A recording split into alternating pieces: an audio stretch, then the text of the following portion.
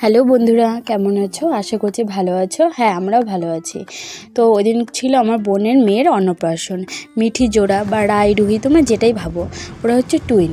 তো সেদিন সন্ধ্যাবেলা বেরিয়ে পড়েছিলাম আমার বোনের বাড়ির উদ্দেশ্যে। ছিল নৌকাঘাট কাউখালী ওইদিকে। তো সেদিন রিভানকে নেওয়া হয়নি, কারণ ওদিন একটু বৃষ্টি ছিল, মেঘলা ছিল, আর রিভানের শরীরটা একটু ভালো ছিল না, ওর একটু সর্দি লেগেছে। তো অনেকটা রাত হবে আস্তে আস্তে, সেই ভেবেই নেওয়া হয়নি। আর দেখতে দেখতে পৌঁছে গেলাম।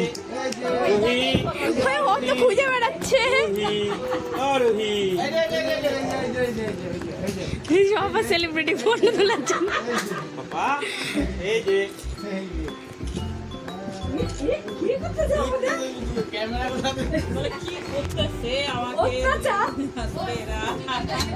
আর দিকে ওরা কি সুন্দরভাবে দেখো ছবি তুলছে, সবাই ওদের ছবি তুলছে, ওরাও সেলিব্রিটির মতো সবাই ছবি তুলছে।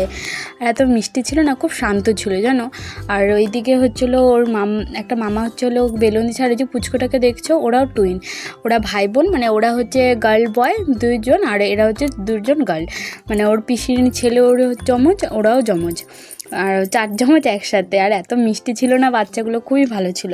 আর আমার বোনের মেয়েগুলো এত শান্ত, মানে যেভাবে ওদেরকে কোলে নিচ্ছে ওরা ওইভাবে চলে যাচ্ছে। আর এদিকে দেখো রায় হচ্ছে কথা বলছে আমাদের সাথে, মানে যেমন করে কথা বলছে ওরকম বলছে। আর ওইদিকে গুড়িয়ারও শরীরটা ভালো না, তো ওইদিকে শুয়ে আছে। আর বৌদি ওকে বলছে তুই কী খাবি মা। আর এদিকে দেখো ভাইও পুচকিটাকে কোলে নিয়ে বসে আছে। আর ভাই আমাকে বলছে তুই আবার ভিডিও করছিস, সেগুলো আমার ব্লগে দিবি? আমি বললাম হ্যাঁ, নতুন স্টার্ট করেছি, তো দেখি কেমন রেসপন্স পাই বন্ধুদের থেকে।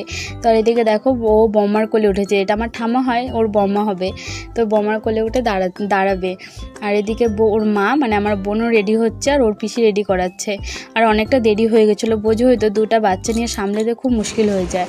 আর এদিকে লাস্টে আমরা খাওয়া দাওয়া করছিলাম, তো খাওয়া দাওয়ার মধ্যে রান্না ভালোই করেছিল। তো ডাল ছিল, পাঁপড় ভাজা ছিল, এদিকে নবরত্ন সবজি ছিল, তারপরে মাছ ছিল, মাংস ছিল। আর একটা ভালো জিনিস কি বলো তো, আমি না কোথাও গিয়ে মাংস খেতে পারি না, কারণ হচ্ছে মাটন নাম দেয়, তো মাটনটা আমি খাই না। তো এখানে চিকেন ছিল, আমার খুব ভালোই ছিল। তবে লাস্টে কিছু ফটো তুললাম, ফটোগুলো মানে ভালো আসেনি, কিন্তু খুব মিষ্টি ছিল ওদেরকে, আর ছেড়ে আসতে না মনে হচ্ছিল না।